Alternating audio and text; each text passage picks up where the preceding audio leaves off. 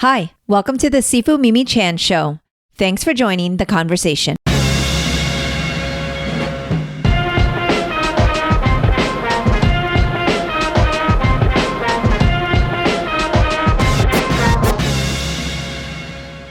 In this episode, I break my vacation promise and sit down for a spontaneous chat with our incredible safari field guide at Sabi Sands, South Africa. Geoff Haslam is highly skilled and knowledgeable about all the animals in the reserve. As a qualified Level 2 guide, Geoff has undergone rigorous training and accumulated over 1,200 hours of experience leading trails through the African wilderness. This certification not only reflects his deep understanding of animal behavior, ecology, and safety protocols, but also demonstrates his ability to provide guests with an immersive and educational safari experience. We were so grateful to have Geoff as our field guide. We dive into the harsh realities of poaching, explore the fascinating behaviors of the animals we encountered, and reflect on the beauty and intensity of the South African wilderness. From witnessing a pride of lions feasting on a buffalo to seeing a leopard with its impala kill, the experience was both awe-inspiring and humbling.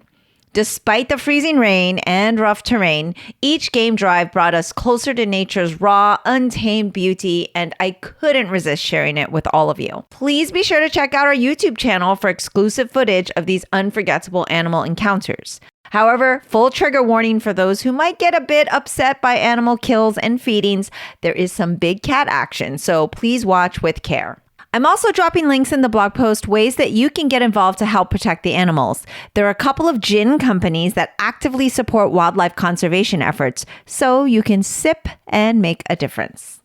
I enjoy these conversations and hope you do too.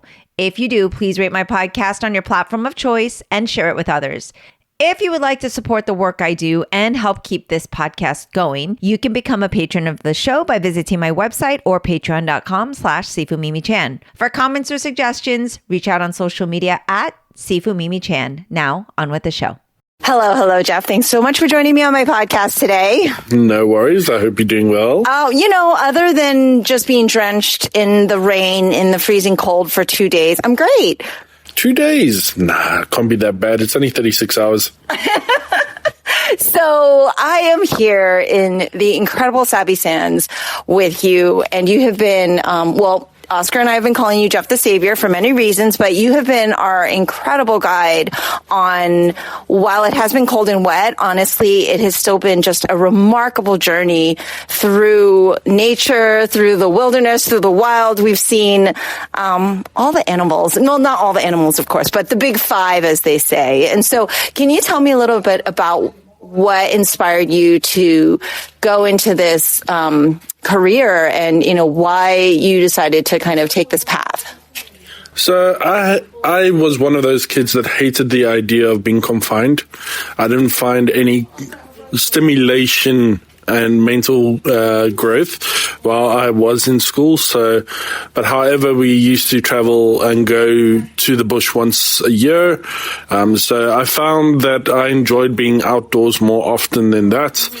And it led me to saying that I wanted to do this. And when it came to basically high school, and choosing subjects, it became the option of what I needed to do in order to obtain a career path. And I sat down with my father, and he mentioned that, listen, this might not be an option to do your whole life, but as long as you try and have something in your background that gives you the ability to do more, you might be needed elsewhere. So whilst I was in high school, I completed my motor mechanics, my biology, and my mechanical engineering, which gave me the ability of not only doing mechanical engineering, but civil engineering. So entails that gives me, I'm not fully qualified engineer just yet, but it does give me the ability to draw up sketches and designs that people do ask with regards to knowing a little bit of those specific areas. So it does give me the ability, like if people ask me whilst I'm at work, to design and draw up a garage unit, I can, or like a carport, I'm more than able to, and just be able to reference points for them in order to use that. Okay, so you clearly are knowledgeable, because Oscar and I have been so fortunate to be on the safari with you, and we have seen what they call the Big Five. Can you tell me why they call it the Big Five, and why are they kind of categorized as the priority, where we just go, oh yeah, that's a zebra, and we keep driving, but then we're like searching for the Big Five? Can you tell us why that is? So the Big Five were unfortunately the animals that were the most prestigious to hunt. So the term Big Five came from a hunting aspect, in the sense where the animals that were the hardest to hunt on foot given the same advantages. So even though Google at the time being will say that out of the most dangerous animals, hippos kill more humans, hippos stay in the water most of the day, and it's very easy just to take a boat and go kill a hippo. However, that was not the idea of the phrase, the Big Five. It was simply given the same advantages for both sides. That's where the term came from. So hunting them on foot, not in a vehicle, that's where the ethics behind it came from. Ah, okay. So it's not just like, the Big Five, like the most popular by vote of the people of Africa saying, we like these animals the best. No, unfortunately, it's not as simple as that. And the hunting aspect of it basically started with the Dutch and the English invading Africa. And since then, they found these animals to be trophies, and it developed from there. Yeah, and I would really actually like to dive into that a bit, because it is...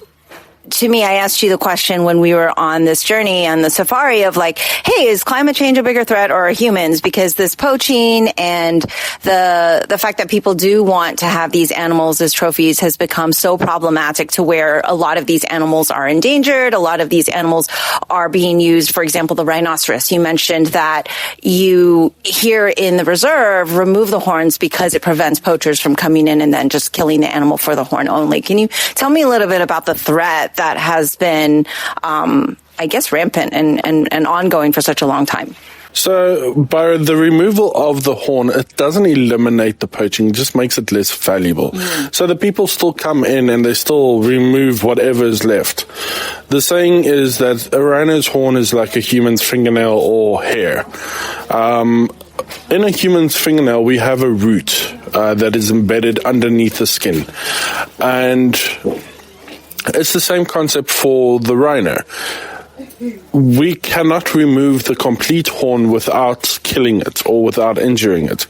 So we move it to the growth point, which makes it less valuable.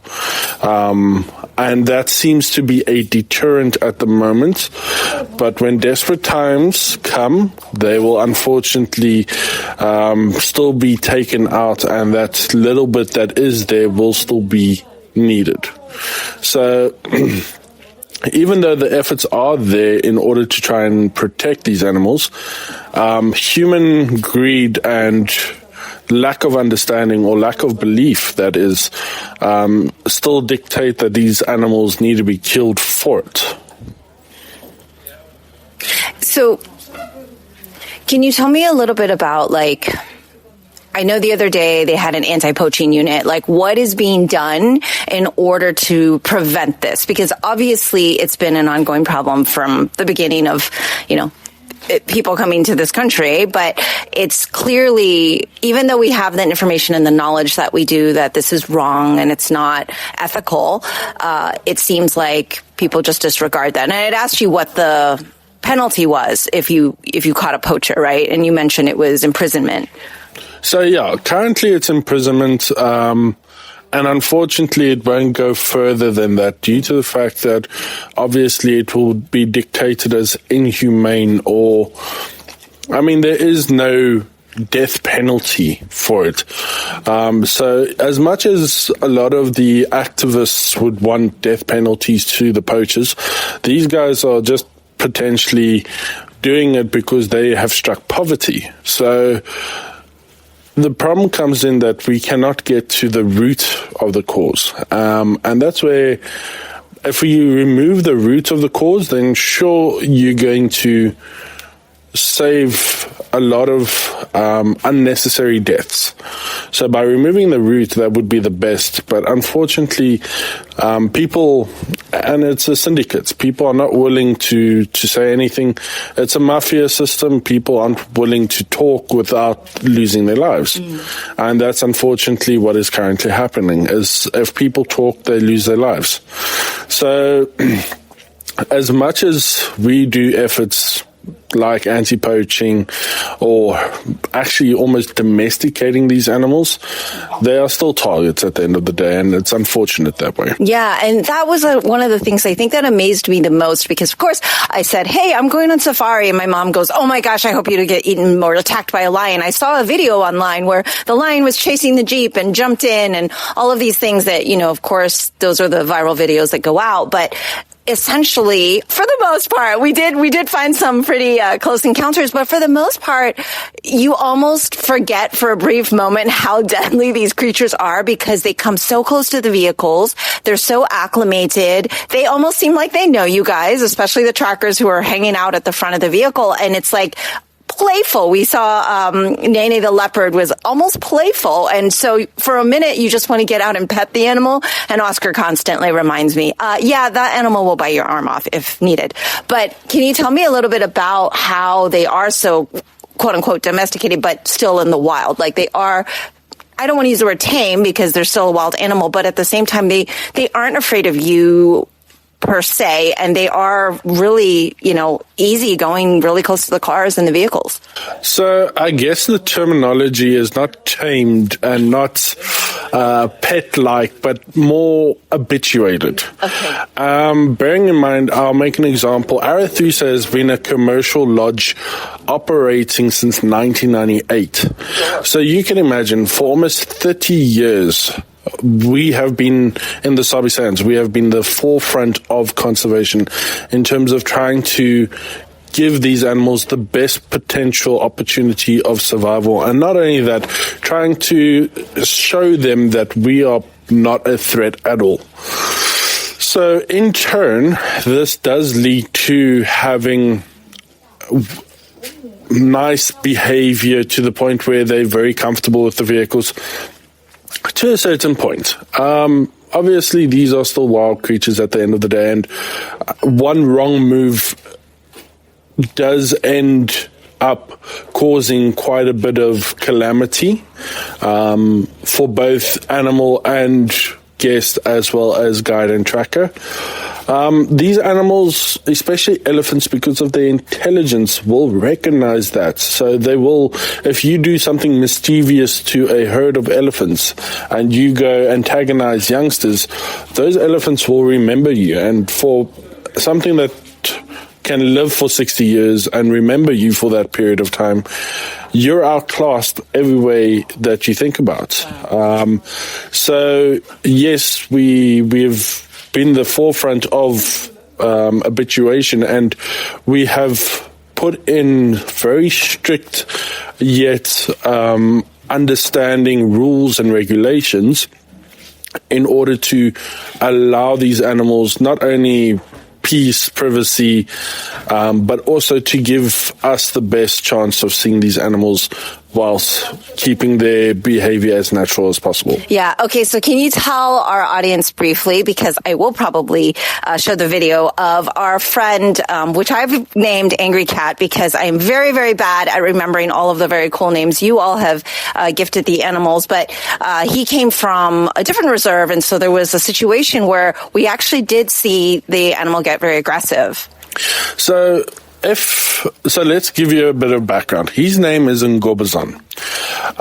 He's a leopard that originates from a part of within this reserve called Mala Mala. And he was, whilst growing up, he was acclimated to vehicles without trackers. And having been pushed to move further north into properties that we are allowed to traverse on, we, as the northern section, are able to use trackers.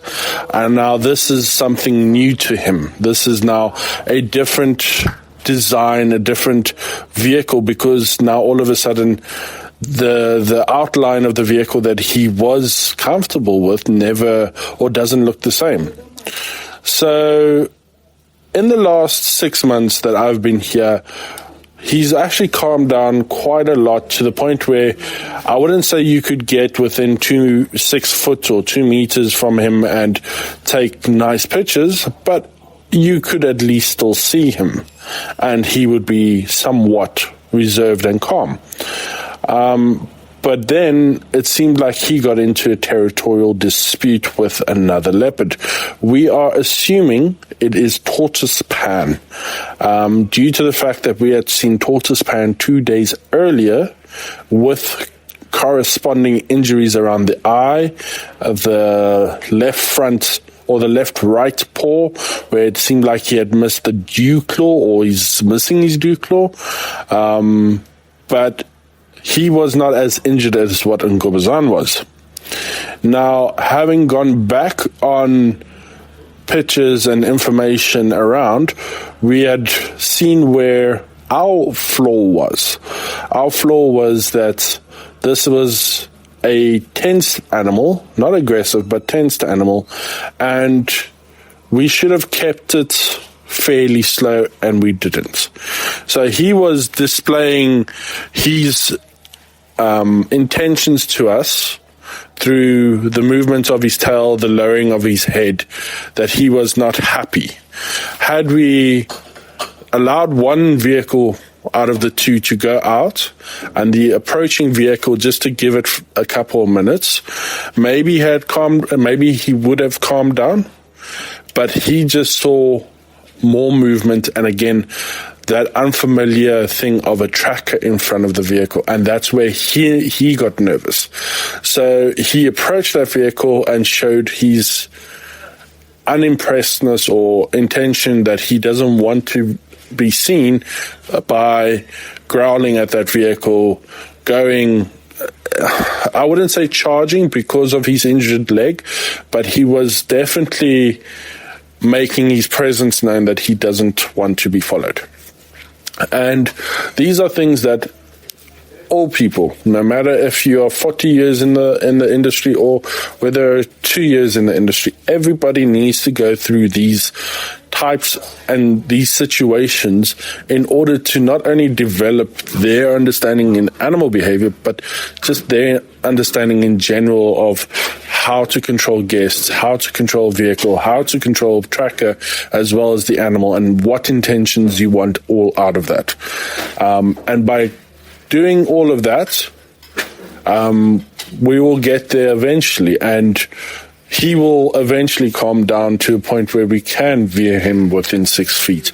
But we'll always respect the animals that when they are in a fight, let's just give them a bit more space than usual and enjoy their sight. Yeah, I was actually a little bit like, oh, wow, because I got definitely within, I think, the 6 feet, because we were right alongside it. And then he came up close and you kind of told it to go away, and then you drove away. But then the tracker, of course, had their interaction. Have you spoken to the tracker? In that situation, I would imagine, even though you're experienced, there's still fear, right? Do you know if he was afraid?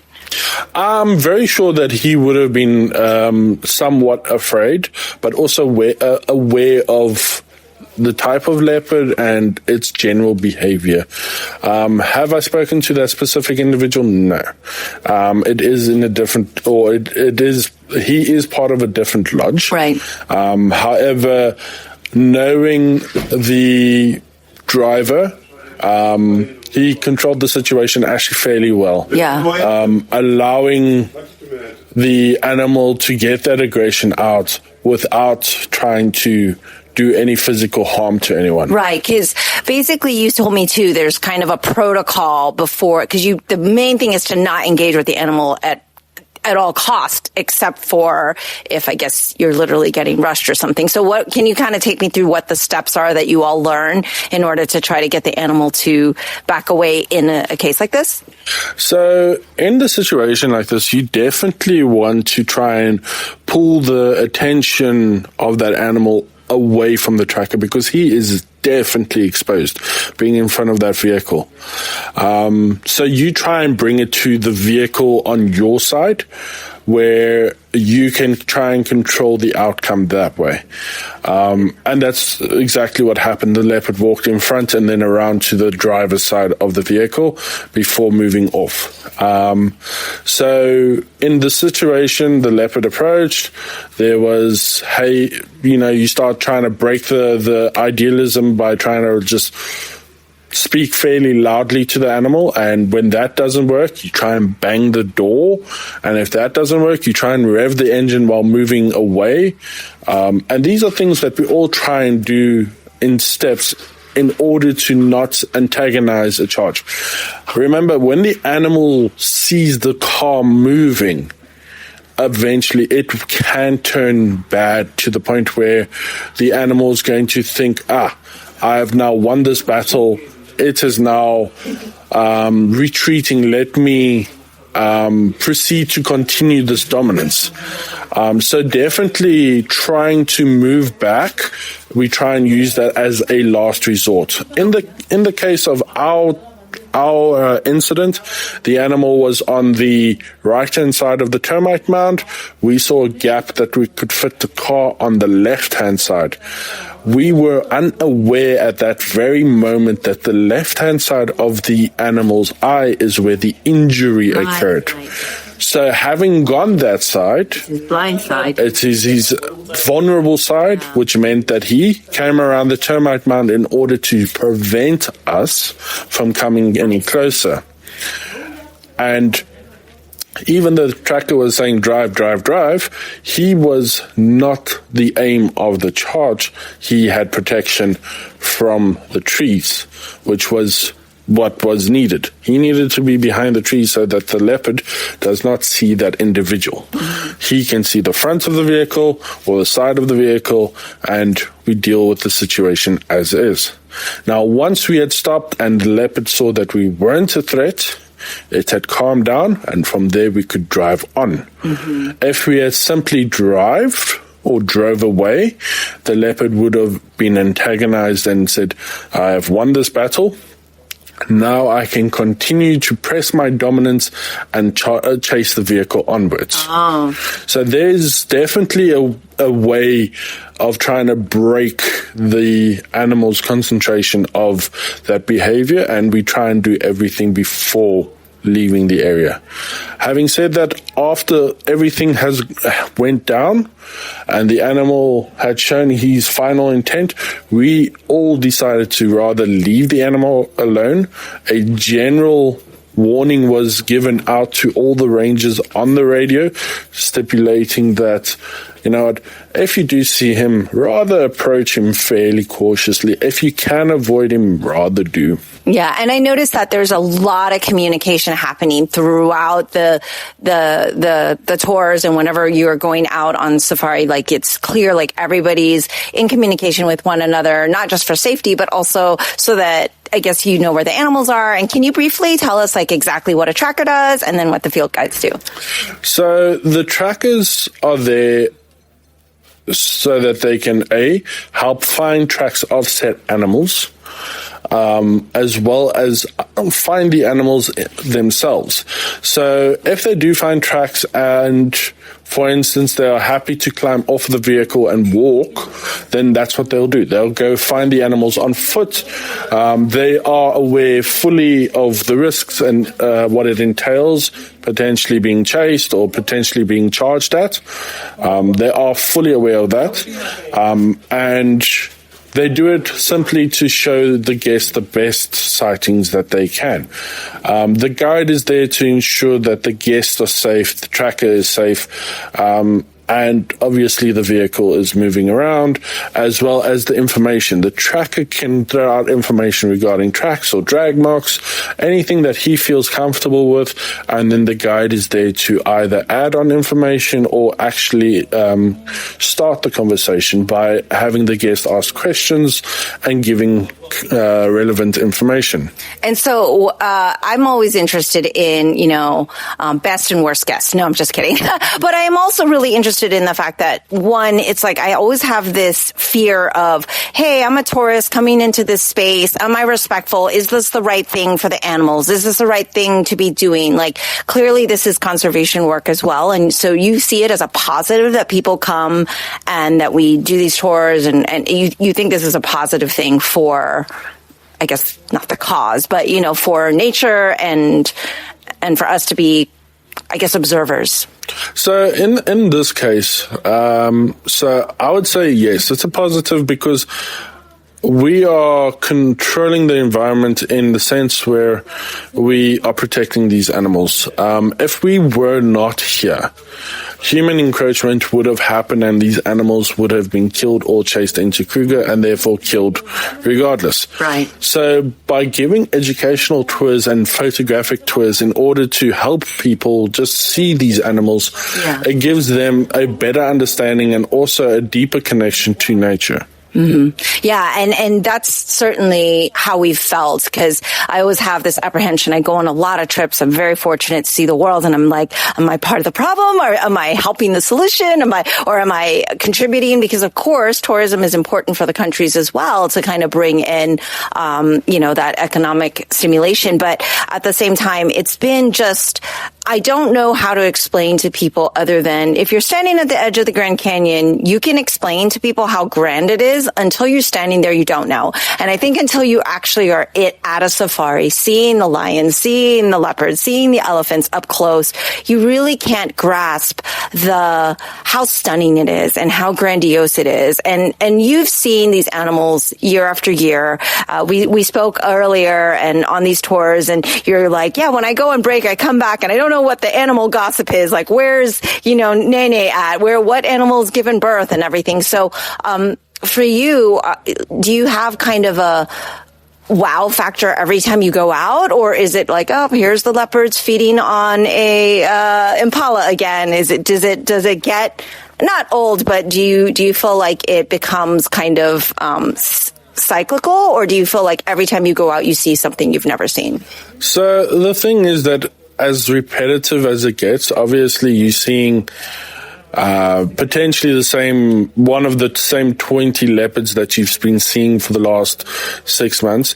It doesn't get old because eventually, if you look at it from this side of the world, where we can read 10 books on animal behavior, and as we are sitting at this fire, we might as well just throw it into the fire because, one, the books might not be based in the relevant area that you are operating in.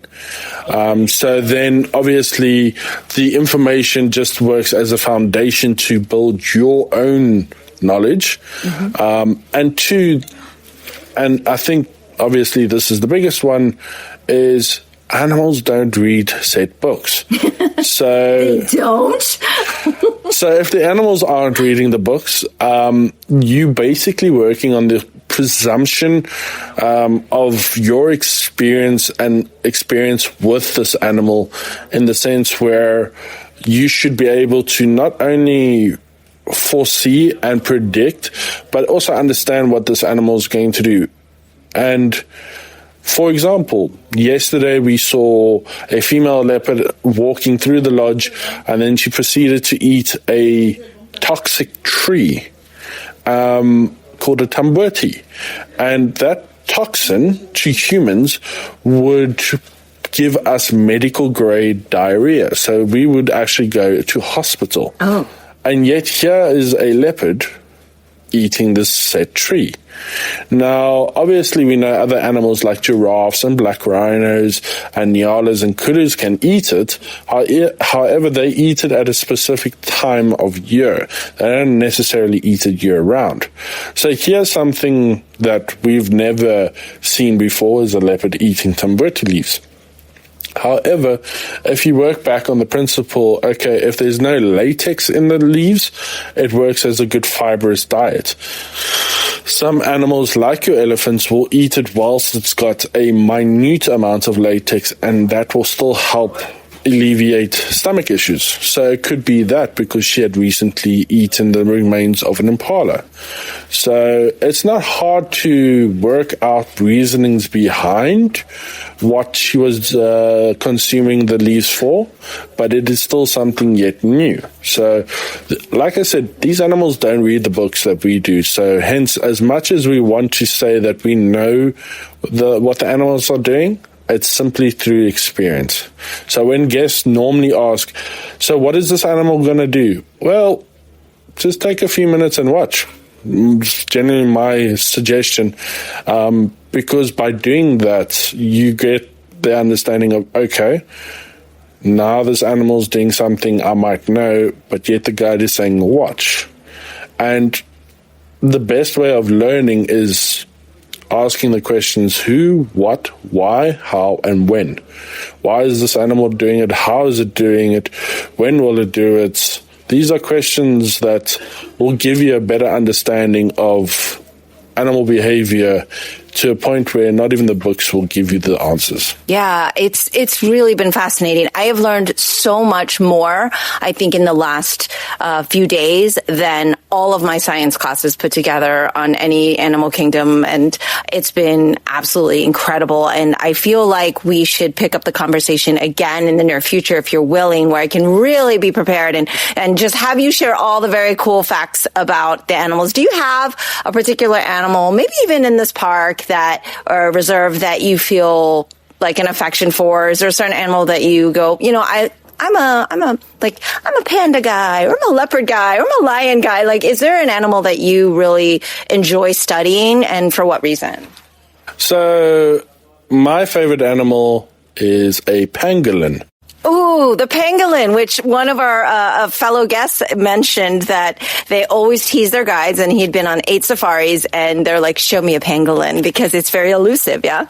It is indeed highly elusive. Unfortunately, it is the most poached animal in the world. Why? For scales and meat, a traditional belief that it could work out as a medicinal use. Some people will say it will fight cancer. Other people will say that it just gives them a better life expectancy. So people have medical and traditional beliefs about said animals that there is no scientific proof to. Why is this animal my favorite? Well, because of how elusive it is. It's a goal that very few people can say they have achieved, and it's a goal to always keep you pushing forward. So I can tell you I've seen close on to 50 kills with wild dogs, cheetahs, lions, hyenas, leopards, but nothing gives me a thrill quite as seeing a pangolin out in the wild, simply because of how elusive they are. There's very little knowledge about them, in the sense where what is their preferred environment, temperature coming out, why do they come out during this time, are they scavengers, are they predators, seeing as they are ant eaters or termite eaters, how do they walk, why do they walk like that? I mean, it is one of those animals that are prehistorical in general, and to watch them walk is so fascinating because they actually walk like a T-Rex. Wow. I admit I actually had never heard of a pangolin before this trip. And I fully admit, actually, that I know very, very, very little about animals. And most of my listeners know me really well, that I'm actually allergic to most nature. And the fact that I'm even out here on safari, they're going, what? You're doing what? But I absolutely have such a revere and respect for nature and for animals. And I do think that we can be better as humans. So I really do appreciate the work that you are doing, and everyone here actually at this earth has been phenomenal. And what is it like to, final question for now, because I'm going to make sure you come back on Zoom with me one day, but for now, what I've really noticed is this shared passion and love for the animals and the respect of what you all do. And there's a slew of cultures, a slew of humans working together. And it's such a rare moment in time and space, especially in a world that's so divisive, where everybody is working towards one thing. And so what does it feel like to be on a team where all differences are always seem to be put aside, and you guys are speaking multiple languages to one another? Like, language isn't even a barrier, which is phenomenal to me, because my one superpower, everyone knows I wish I had, was to be a polyglot, and I fail because I barely speak one language correctly. But what is it like to be, a part of this team for you? And what is it, that brings you to get up every morning at 4:00 or whatever time it is that you have to get up? Because we have to be up at 5. So I don't know what time you have to be up, but what is it that drives you to continue to do what you do? It's the passion of education, honestly, to give the guests such an experience where they want to replay that specific moment in time over and over is where it actually comes. It's that of, we are here, we are living in their environment, or we are living on their time, and it gives us such a better understanding. And for me to wake up at 4:30, 4:00 in the mornings to do this is honestly very easy, because there's a saying that if you do something that you love in terms of work, you never work a single day in your life. And that's what I feel. I feel that by doing this specific job, I'm on a holiday 24/7, 365, even though I work 42 days on and I'm off 14 days and I miss the 14 days, I miss quite a lot. It's the mere fact that I get to do this with a smile and know that I might not be working, but I'm enjoying what I'm doing. And by giving people a better understanding, gives them motivation to come back and also enjoy whatever little bit of conservation there is throughout the world. So even though there's a dividends in the world where people are living the hustle and bustle of life, there are quite a lot of people that do come around and, they take a day or two out of their life and be like, okay, now let's see what the rest of the society is going, because we might not be as old as certain species in this world, and they will be teaching us a lot more in the future. However, it's just a mere understanding that we shouldn't forget our roots. That's perfect. And a good podcaster would stop here, but because I don't know if you're going to Zoom with me again, very quick, top do not on a safari. For our listeners who dare to go on a safari, please follow this, top couple of rules, please. Be respectful. So, number one is, when you're in a vehicle, do not stand up, especially if it's an open vehicle. There are certain restrictions that we in an open vehicle will do, and that is definitely one of the major ones. We understand that in Tanzania and Kenya, where it's a full covered car and people are able to stand up, you're more than welcome to do that, but definitely not in an open vehicle. And second of all, don't run. I can assure you that there are creatures that run faster than Usain Bolt. And that includes an elephant. So don't run, because you'll never outrun them. However, if you're going to run, just make sure that you have either a pangolin or a tortoise to race against, because that's the only things that you will seem to beat in this bush. Geoff, thank you so much for joining me on the podcast. I very much hope you come back so we can have a full conversation. And I actually really love the ambience here with our wonderful team working around us sitting by the fire. I wish our viewers could see it, but I will throw up some clips and videos, and hopefully you'll come back and talk to me soon. No worries. I look forward to it. Thank you so much. That's all for today's episode. Thanks for listening to The Sifu Mimi Chan Show.